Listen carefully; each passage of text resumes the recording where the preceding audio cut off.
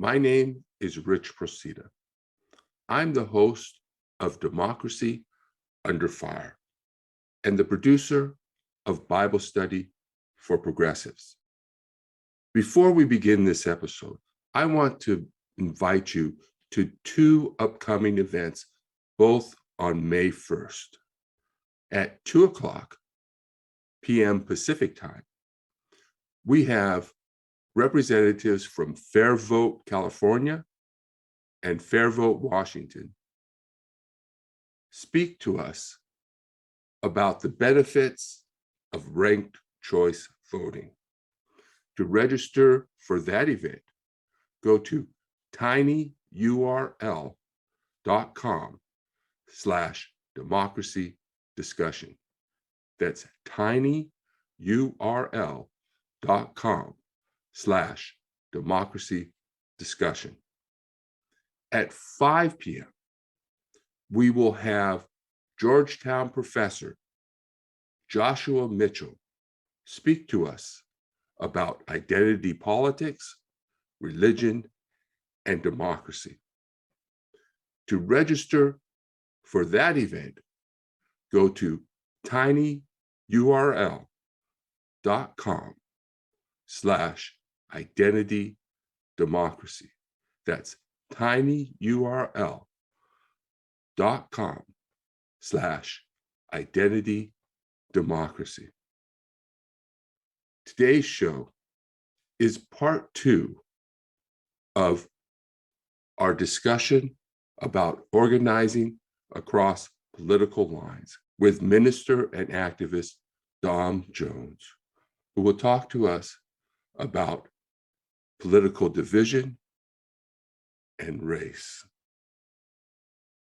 I hope you enjoy this episode.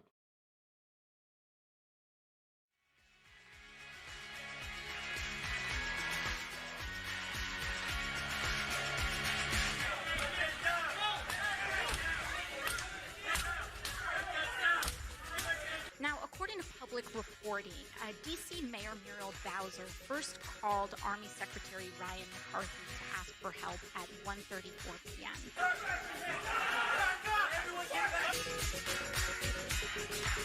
It looks now like the Capitol Police... Yeah, Pete, let me break away from you a second because things are happening very quickly.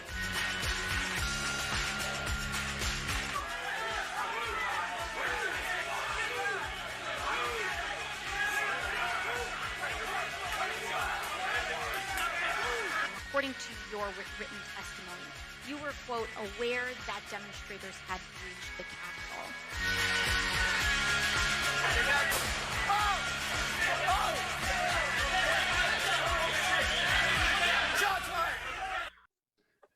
Yay! Thank you, Dom. Thank you, Dom. Let's give her some love.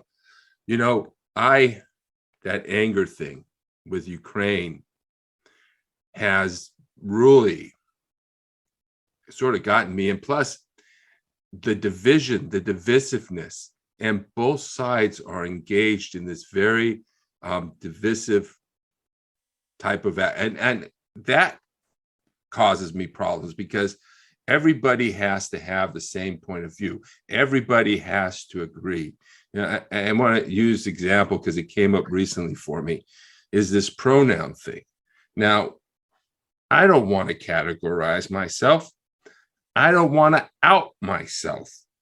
I don't want to tell people what I don't want to identify. And then what happens? Well, we don't need them. We just call people by their first name. And I see it as behavior control. In other words, we've got indoctrination going on. And the next step in indoctrination is to change your behavior, actually get you to do things physically, label yourself.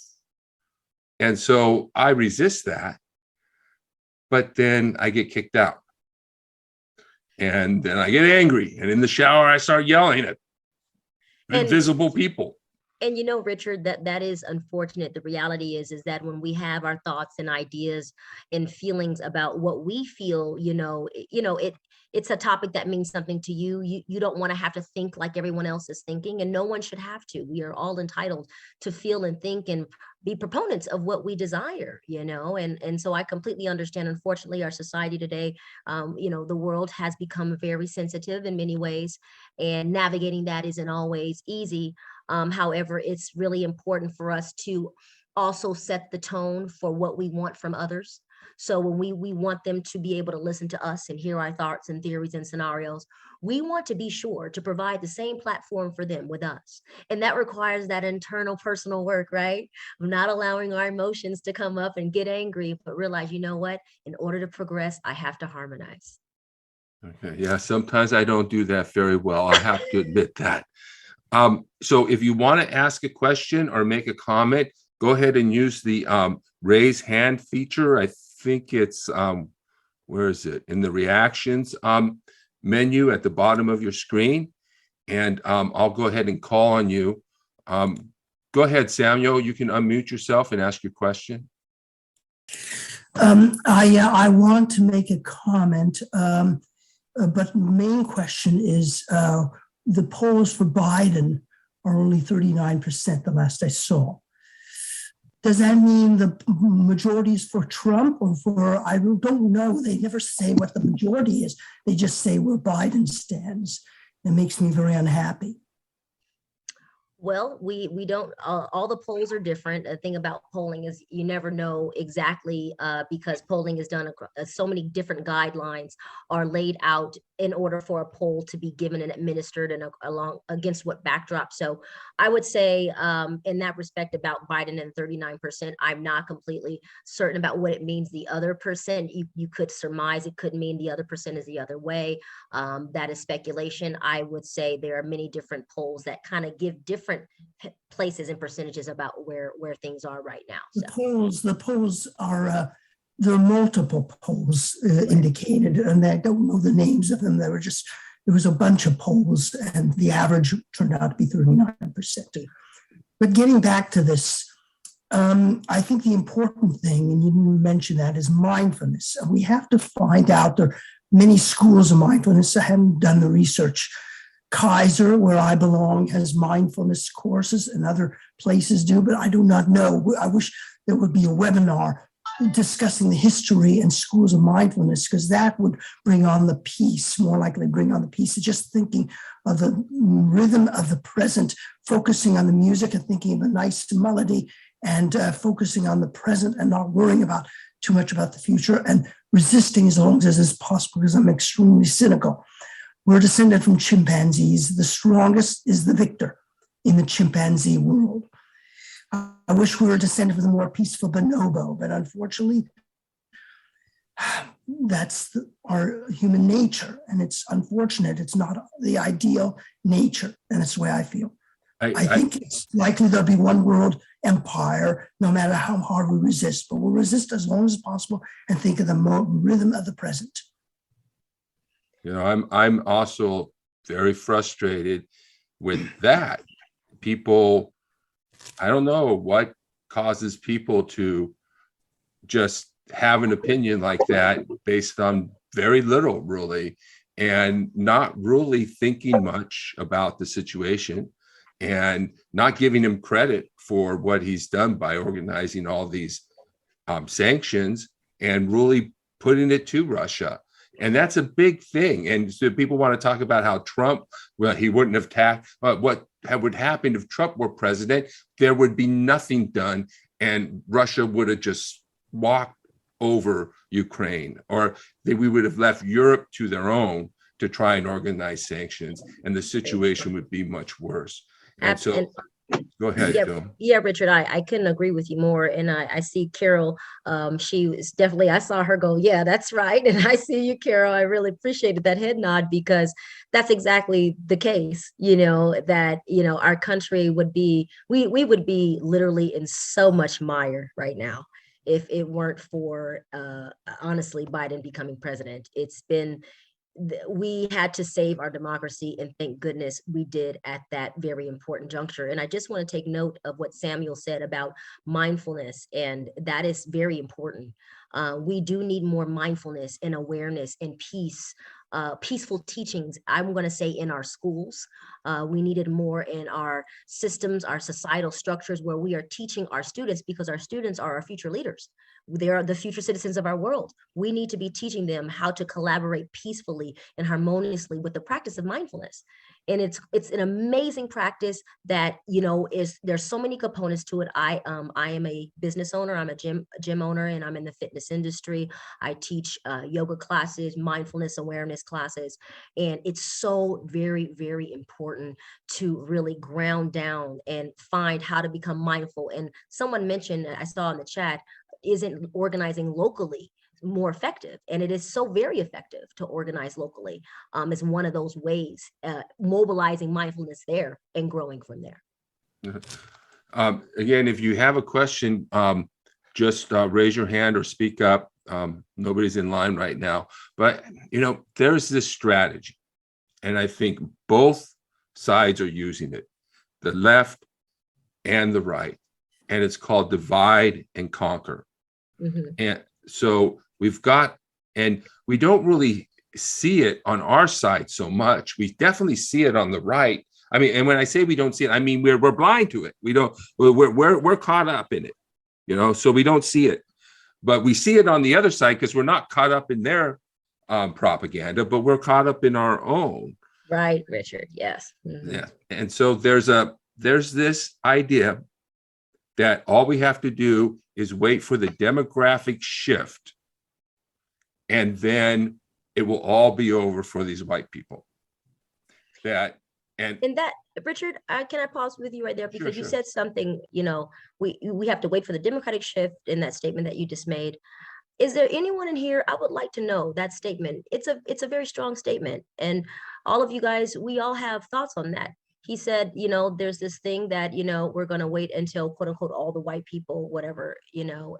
What do you guys think about that? You know, what are your thoughts on that? That's a very powerful statement, Richard. Yeah, let me just make sure it's clear that there's a divide and conquer strategy, and the idea is to wait until it's a majority minority nation, and then that's how we're going to defeat this this white supremacy and all of this stuff that we're fighting against once we become a minority majority. And I have some problems with that, you know, writing off half the population, needing a larger majority if we have to overthrow a dictatorship, not reaching out to the center, but using that divide and conquer. And that leads, in my mind, to perennial, ongoing division between the races. And that's why we've got all this identity stuff coming down. They want people to be identifying themselves, because it's really about which side you're on. Very true. And I appreciate what Deborah just said in the chat, that there is a danger in assuming that, for example, all minorities are democratic. And that's a very important point as well. I know many people across different racial, the racial diaspora, who are of different cultures and have different political beliefs. So we definitely shouldn't pigeonhole people into one belief system. I don't think that that's very good to do at all. Right. And many of the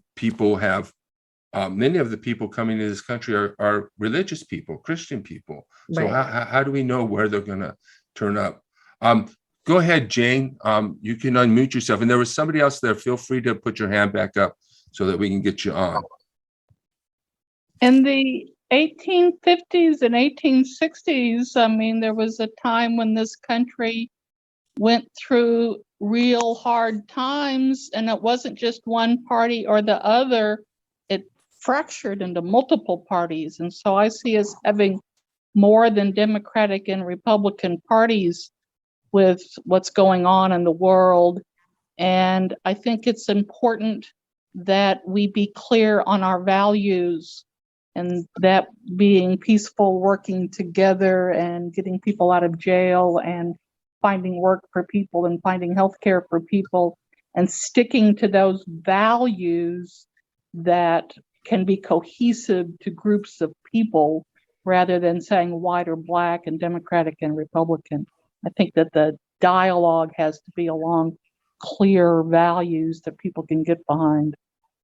I love that, Jane. That was so well put. And that's exactly that's what we're talking about right now, Jane. That was beautifully stated. And I love how you said, instead of the whole white, black, Republican, Democrat, it's, never do you see the words white and black on TV, except for when there's a political season, right? And then you see them pigeonholing and making people vote by this group, that group, this group, black group, white group. And it's like, we are so much more than that. We're being broken down into just literally by something that we look like to assess how we are going to vote.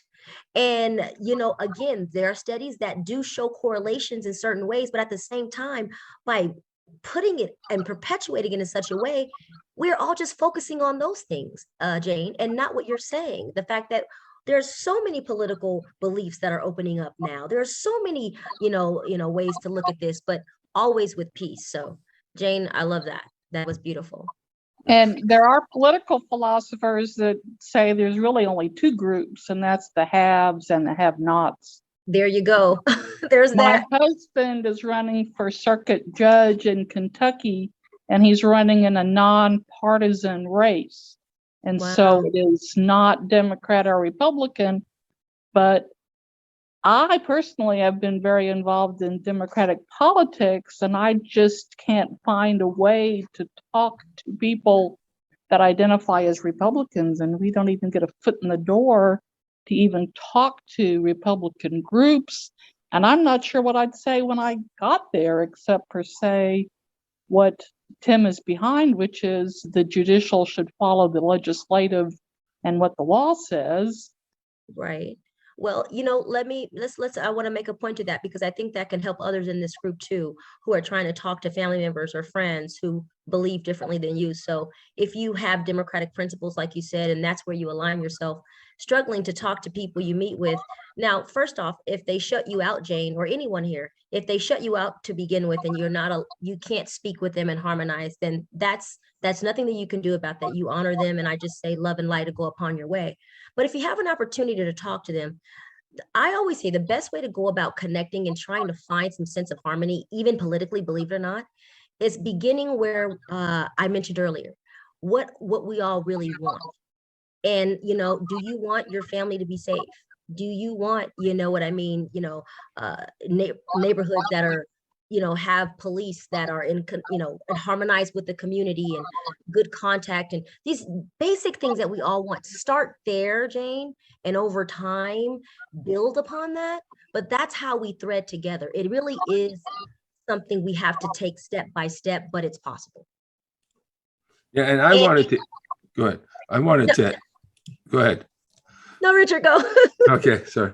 I wanted to add that on the shared values things, I think that's very important.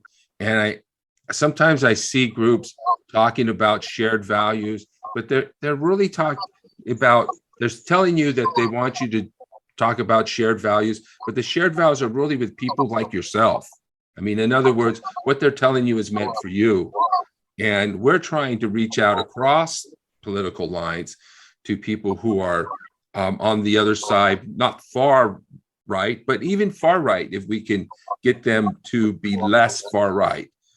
But so it's important that and it's cultural values. In other words, a lot of times we're willing to work on the economic policy stuff. And we think if we put a few extra bucks in these pockets, they're going to come running to us. But we don't address the cultural issues. We don't try to reach across cultural lines. And one of the reasons we don't do that is because, and I just put it this way, that's what they want us fighting over. We want to fight over religion. We want to fight over race. We want to fight over these cultural issues, identity. And we want to offer economic programs and policies, but we need something to fight over in order to get people riled up so they'll run out to the polls. And that seems to be, like Samuel said, human nature they're playing on. Maybe they know how to get people to the polls, but it doesn't work in the long term, I don't think. Right. And Jane helping her husband get elected to the circuit court, making those positive connections and building that harmony, that'll definitely help them as an awesome wife that you are get there for sure. Yeah. Dana, did you want to come on and speak? Well, the only thing that I really was going to say is that until like 4 or 5 years ago, I had a lot of good friends who were Republicans, and we got along just fine, no problem. But it seems to me like there's been a transition. Most of those friends of mine now wouldn't vote Republican unless they could really. I think there's a fear actually in some of the people that if I vote for this Republican, is he going to be another Trump monkey, which is basically, I mean, he's a puppet. And that's one of the things that really amazed me is how in the world, when he came into the presidency, could all these Republican people, they're on, in the Senate and as representatives, how they could turn their back on what they knew was wrong and vote that way because somebody was putting pressure on them somewhere. I don't know. That's one of the things that really, really bothers me. I think that a lot of the Republicans that I knew, they were Republicans because they were either conservative, religiously mostly, and the financial standings. Fiscally, right. Mm-hmm. And other than that, I mean, they weren't freaky or anything, but now they kind of are. Not my friends, no, they're good. But I don't know. It's just, how do you fix that? Yeah, I really thank you, Dana, so much. And I thank you, Dana and Jane and all of you guys that are here. I see you and those of you guys who I can't see. I feel a lot of goodness and harmony in this call. It's just beautiful. So just thank you for this moment. And I'm glad we get to be present to it. To your point, Dana, so you said a question. You said, I can't see how Donald Trump, this man, could just come in power and just get all these people to go against their values and things like that. Well, I can tell you why. What Donald Trump did is he appealed to one of the core visceral human characteristics that we all possess. Fear. Fear. When you appeal to fear, love and fear are powerful. When you appeal to fear, you appeal to the most base human instinct in all of us. You appeal, in many times, to what is the worst in us, because when we are afraid and when we are in fear, we're not acting rationally. We're not behaving rationally and clearly. What he did was he really got to the root of what they are, and he got to the root. Give me.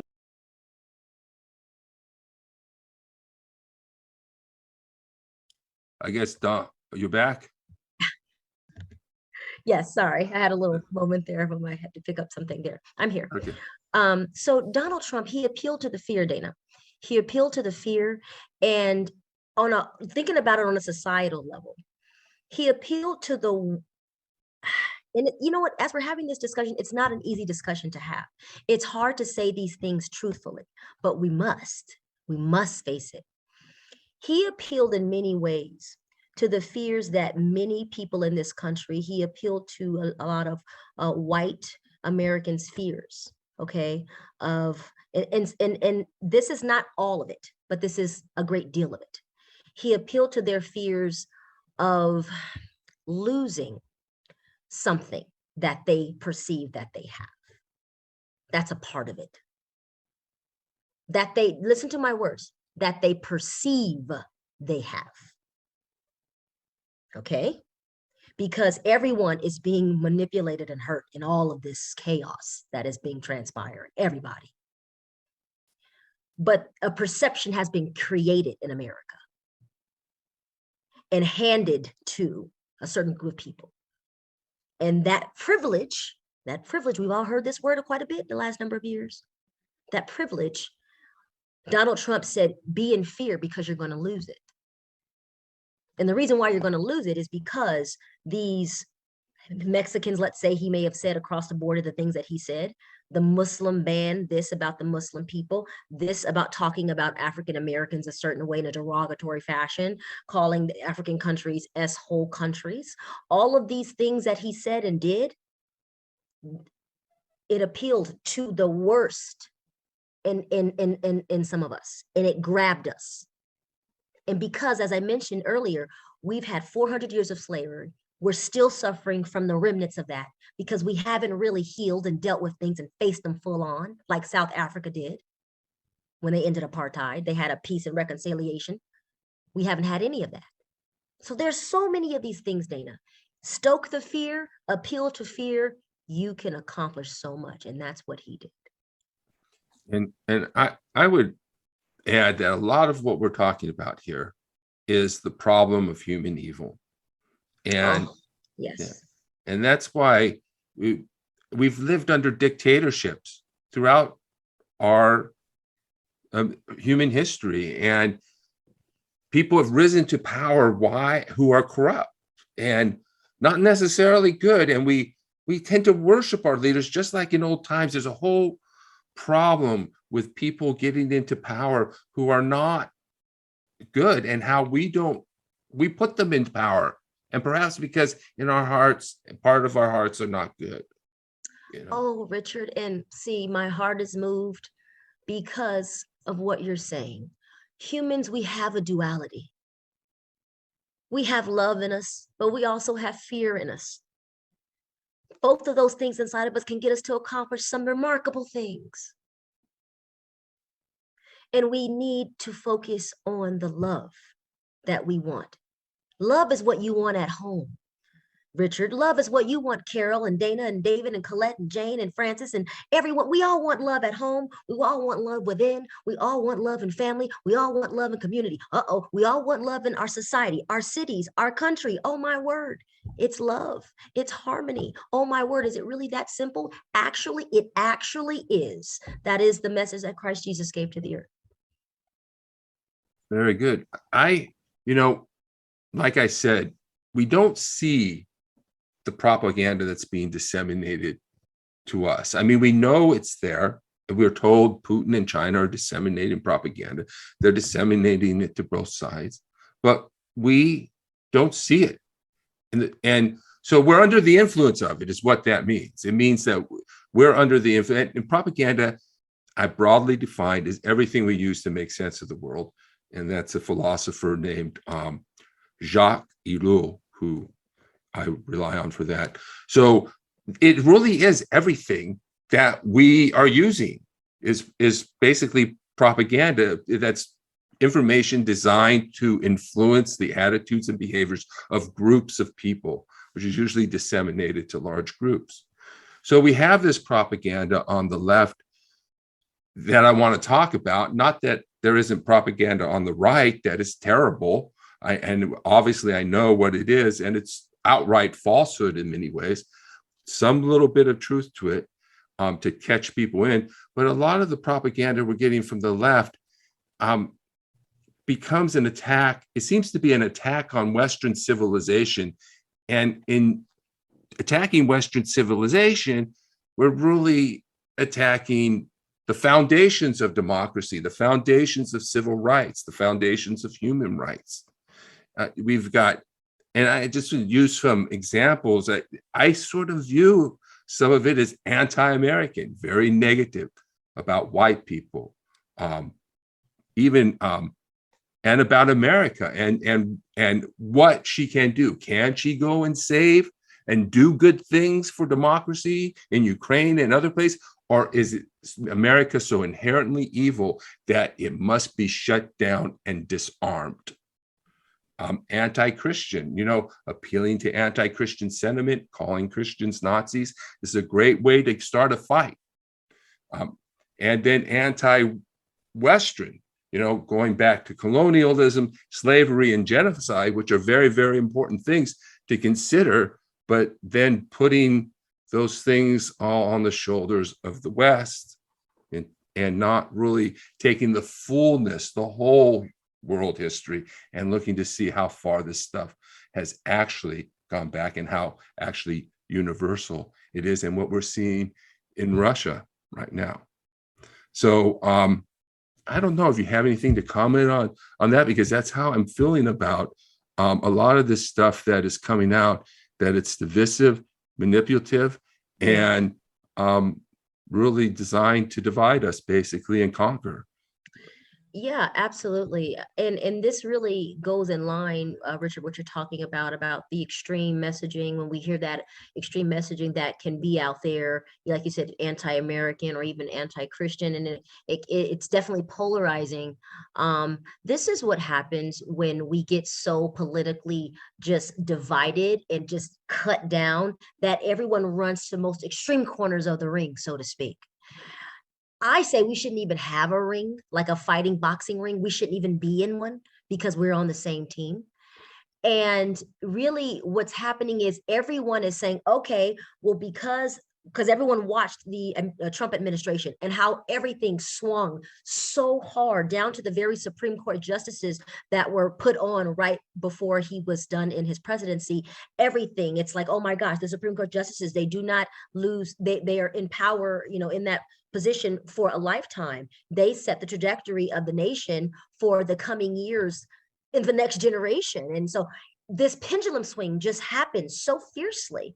And so what has happened then, Richard, is that you have others on the other side of that saying, well, you know what, we're going to swing fiercely the other way. Even if it comes off not maybe sometimes appealing to everyone, even if it sometimes can, again, not appeal to everyone, potentially make others can feel a little bit like, well, where's my voice in that? That other side that has swung far in the other direction sometimes. And again, this is not everyone, but in certain pockets, we can see it. When that happens, we need something to make us settle down and realize that being extreme does not serve any of us. And the extremity in any direction is not okay. We need to find those places where we agree. And I want to comment in line with what you're saying, Richard, in the chat here on what was just said about how do we fight. Let me just take a look at it here. Deborah Roney, she said, they can prey on guns, cheap insurance premiums, cheap gas, religious principles, abortion, gay marriage, LGBTQ. It's like, how do we combat that? And I hear you. Yes, but notice the wording there. How do we combat? So that insinuates an ongoing battle. And yes, it is not easy, but instead of combating them or fighting them, how can we get them to realize that no matter what we are, whether we're gay, straight, lesbian, LGBTQIA, or anything else, or trans, or whatever, how can we get them to all of us to be equal in understanding that humans, no matter who we are, what we choose to believe, we don't have to believe what the other person believes. We don't have to live the way the other person lives. And again, as I said in the outset, if we remember that this is the great American experiment, it doesn't mean it's going to be easy. It will not be easy, goodness no. But this is the great American spirit. That question, Deborah, how can we all be together? Well, like Richard said, we need to realize that we need to not appeal to the bad. We need to appeal to the good. And yes, it's been done and it can be done again. We have to come together and stand true to one focus, which is staying in harmony and not get sidelined by all the other noise. Yes, I keep forgetting what I was going to say. Go ahead. Well, there's boy. Oh, yes, now I remember what it is. So, we've got these people on the right. They're culturally in their own bubble, and they're not accepting gays. They're not accepting a lot of things. But now, where are we, though? We are pushing them to accept theys. They haven't even accepted gays yet. How are they going to accept theys, meaning pronouns? So go ahead, Jane. You can unmute.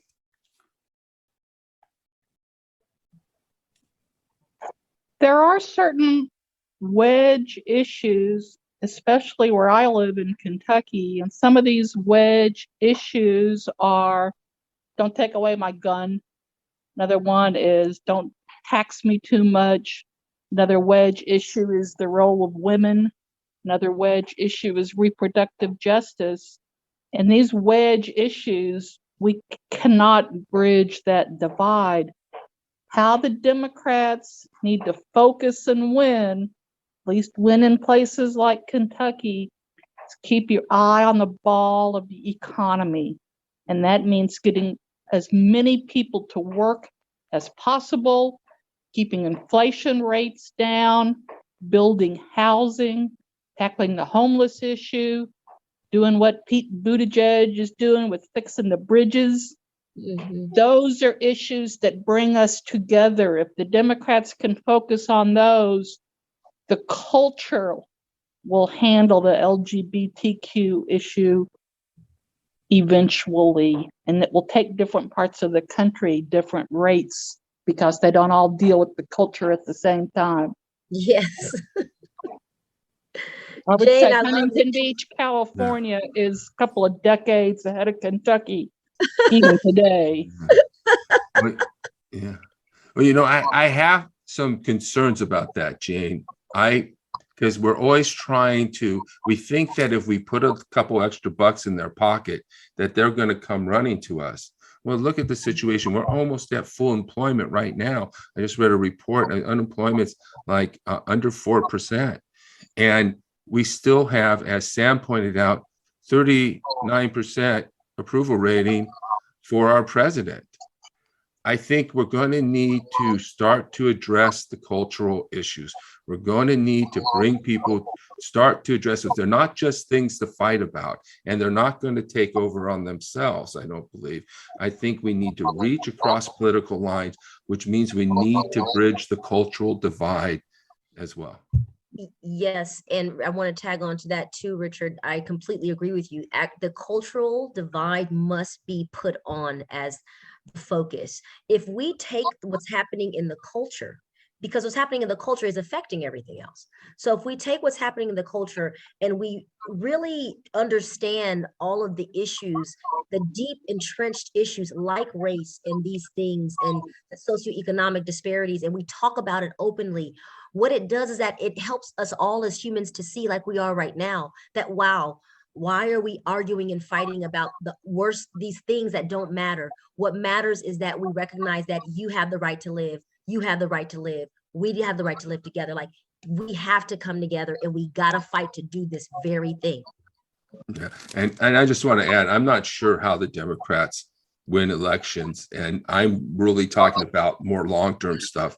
Yeah. In the short term, they might have to focus on certain things. So I'm not really addressing how to win elections as much as I'm addressing how in the long term to bring the country together so that we don't lose democracy. That's the long term, but also in the short term, to attain that goal, we have to be sure to be working really in a very focused way in building up our cities and communities with people who have like minds of bringing this mindfulness and harmony to our country. Yes. And then if you're talking about fighting for democracy, then I think we ought to be more involved in Ukraine. But I think President Biden has got the long term fixated on and worried about the short term and not getting involved in a foreign war. So long term, short term, you got to win the short term before you get a chance to win the long term. You know, and I have a lot to say on the war in Ukraine. In fact, I put in the chat, if you haven't got it, I've got 2 links to events coming up. I felt a need to do a discussion on Ukraine. So that's coming up on the 17th, and you can register for that at tinyurl.com/Ukraine must not fall. And then later on next month, we're having Joshua Mitchell, professor of political theory, I think, or philosophy, talk about identity politics and democracy from his perspective.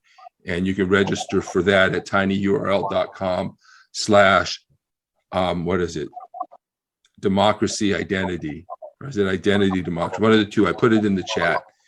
And one of the things, one of the reasons I think that Biden made a decision that he wasn't going to use military force.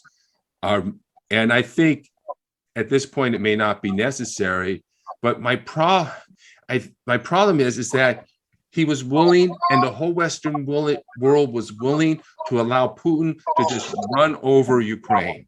And no wonder Putin thought that he would be met with flowers. And no wonder he didn't tell them that they were going to war. He thought he was just going to roll in there, take over the country. Ukraine and Zelensky would be off in another country, like the United States and other countries invited them to go into exile, as if we're just going to expect and let Russia run over Ukraine. And I think one of the reasons that is again, the propaganda, the anti-American propaganda. America can't do anything. There's obviously fear and propaganda. We're going to talk more about this on the 17th. I mean, the idea that, oh my God, it's going to be World War III. All right, that's important concern, but doesn't mean that we stop thinking about the children and people being bombed and killed in Ukraine. Does that mean we stop talking about the ramifications of the collapse of democracy in Ukraine and the law? Do we stop thinking? If something says, okay, this is it, it's going to be World War III, decision made, I don't have to think anymore. And then when you run into a piece of propaganda that stops you from thinking, you know you've run into some powerful propaganda. Francis, you want to speak? Yes, real quickly. I have to go hop to another meeting that I have to turn on, but I organized on nuclear disarmament for 15 years. And I think the problem is we have, as a country, embraced nuclear weapons and mutually assured destruction for so long. Many of us have been organizing for peace and against it, but we've been in an arms race with Russia. We've been in this Cold War. It never ended. We've been in arms we're dumping money into, and they are too. And now it is nuclear weapons made the choice. Unfortunately, it proved not to be a deterrent like it's supposed to be. It proved to give Putin the cover to do what he's doing, because we couldn't, if NATO goes, I mean, nuclear fallout is real, and we have all these nuclear weapons on hair trigger alert, and we can get rid of them. But unfortunately, some people are going to use this excuse to now pour more money into military and weapons. I believe that we have to get real. We have to find a way for the whole planet to cooperate. And it's about sharing resources, not dominating resources. It's changing the mentality, the colonialism mentality of whoever can declare being in control of the oil and these lands. I mean, there's so much to unpack here, and I wish I didn't have to leave to go start another meeting. I put my information in the chat, along with a conversation on Ukraine I held. I'm in San Diego, held a rally as well a few weeks back. I would love to continue to keep in touch with y'all and organize together. And so Activist San Diego is the organization that I'm a board member of and organizing with. And I do electoral organizing, winning and winning strategies. I'm also campaign managing a race in Vista, California, city council race for Dan O'Donnell. Great candidate, you should all check out. And Vista is a district where there's a mixed, there's a lot of independents. I came to this because I think this is exactly what we need to be figuring out. The message that, well, Dan is a listener and he's a doer. He's not a common politician.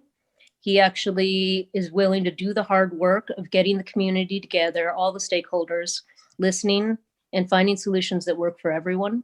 It's a city council race. It's a small race. It's 1/4 of Vista, which is 100,000 people, and they're 1/4 of the district. So we've got a very winnable race. There is a Democratic majority here. This would be the first time Vista would flip to Democratic if he wins a Democratic majority in its 60-year history. Just so those who don't know, Vista's in from Oceanside, just a few miles in Southern California. And Cipriano Vargas, who's been on the school board, is running for mayor. So really awesome candidates, great race to check out. I got to run. Peace be with you all. All right. Thank you, Francis. I'm sending you my email and my phone number in the chat. If you want to send me yours before you have time or leave, and Yeah. we can be in Yeah. contact with each other. Yeah. Thank you. Okay. And I did just finish watching the whole Matrix trilogy. Mm-hmm. Whew. I mean, it's also we gotta come together. We gotta win this war, and we can end this war. Yeah. Okay. Sounds like a fun Bye. time. All right. Thanks, Francis. All right. So let's see here. So we're coming, well, we've got maybe 20 minutes, and I wanted to, there's some things that are happening. And I think also this points to propaganda. And this is what my experience has been, that when you're in like a cult or in like a group or even in a church or a political group, sometimes there's no room for difference, no room for difference of opinion, no room for criticism. People and if you have a different way of thinking or you have a different opinion, you automatically get labeled. Everybody's, and so I've had to leave a number of groups. I mean, right now I've come out for supporting any action, including military action in Ukraine. Well, that gets me kicked out of a lot of groups. And that people really don't hear you and don't want to listen to you, and so that seems to be a big problem in our sort of group think environments. And we have in these progressive groups, one thing we do, and you can notice this, is that they tell you what to think and believe. They don't have like this discussion where we're having people with different opinions come and speak and everybody gets to speak. Often they're telling you what to think and believe. And if you're outside those norms, well, you're outside of them. And now, so you have any comments on that, Dom? Yeah, it has become the nature of the beast, Richard. It's become the nature of the beast, unfortunately. We as was mentioned by Francis, we need to fight this war, this battle. We need not be so sequestered in our corners. And as I look at society and I see what is happening in the world at large, you know what I see, and this can get to a different kind of discussion, but I'll bear with me. I'll be brief. It gets at the heart of what motivates us as human beings. What motivates us every day when we wake up, when we're going out? What are we trying to create? Because if we look at the world today, not just the United States, but all over the world. I mean, what's happening with Putin attacking Ukraine, the pure awful genocide, the mania of it all, it's affecting our whole entire planet. And it's symptomatic. Donald Trump is symptomatic. Putin is symptomatic. Duterte in the Philippines is symptomatic.